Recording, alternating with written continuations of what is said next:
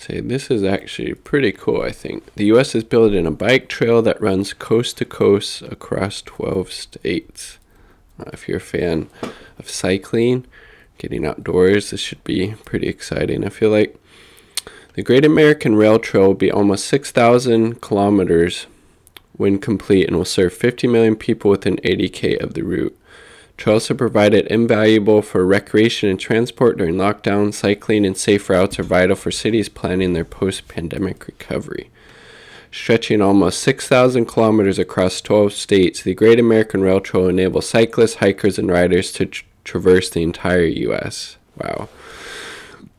The multi-use trail will run from Washington, D.C. in the east to Washington State, where I am, on the Pacific coast. Launched in May 2019, the route will eventually connect more than 145 existing paths.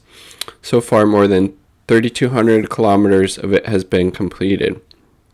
Decades in the making, the project is led by the Rail to Trails Conservancy, which has raised more than $4 million in public and private funds. It will serve 50 million people within 80K of the route once finished. Rail trails, paths built on disused railroad tracks and other recreational routes, have proved invaluable respites for many during the COVID-19 pandemic, providing alternative commuting routes and space for people to exercise, often near built-up areas. I do think it is pretty great. I have a couple of old railroad kind of paths in my area that I've ridden my bike on. They're especially fun, in my opinion. If they're gravel, that makes them even more exciting for me.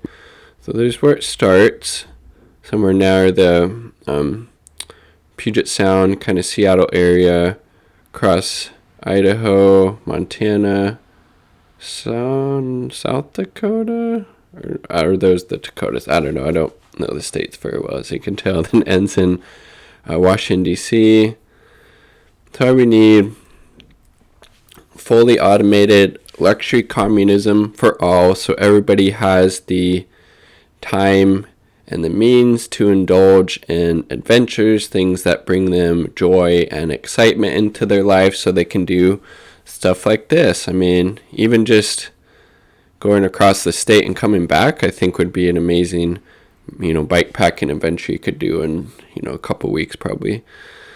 Yeah, and I've definitely noticed, cycling increasingly popular during the pandemic. A lot of the bike shops in the summer in my area here in Pacific Northwest were just swamped with people because, I think, at least in my part of the country, gyms were closed. It was nice out in the summer months, not so much now. It's a little dreary here in the Pacific Northwest, but just getting outside, moving your body, it feels so great. The bicycle is a great vehicle to do that. It's low impact. You can cover a lot more distance than you can on your feet.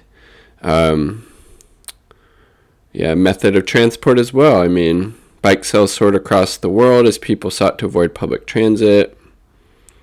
Aerobic workout and trigger the body's feel-good chemicals, endorphins. Cycling is also easy on the joints, like I was saying, low impact, and definitely does release some of those feel-good chemicals to get that natural high going on. Cycling is also seen as a way of handling post-pandemic pollution levels. Paris is just one place planning to become a 15-minute city where everything you need is within a 15-minute radius by foot or bike. That's amazing. Milan is implementing a similar program. Definitely need, more bike paths, more protected bike lanes, more pedestrian paths. Cars are not our friends.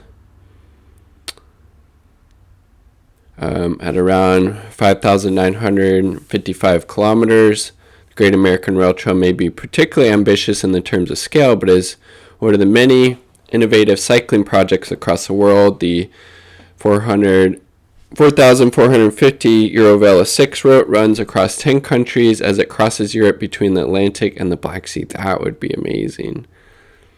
346 kilometer Transpennine Trail across the north of England. Uses disused railroad tracks left empty at the decline of the coal industry and passes through city centers, heritage sites, and national parks. I mean, wow, there's just UK. There's also the Great North Trail in Belgium, province of Limburg. The cycling through the water enables cyclists to cut through the ponds of Berkjik. Probably butchering that. My apologies to any Belgian listeners or viewers. Meanwhile, the 7.6 kilometers in bicycle skyway is the world's longest elevated cycle path. Wow. And runs above the Chinese city's road network. That's pretty amazing.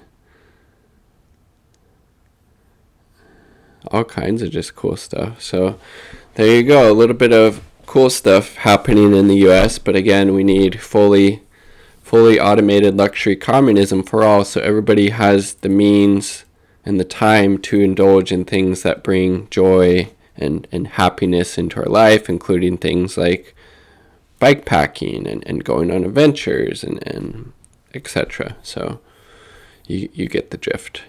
Subscribe for more content. If you like the video, like the damn video. Peace. Much love. All power to the people.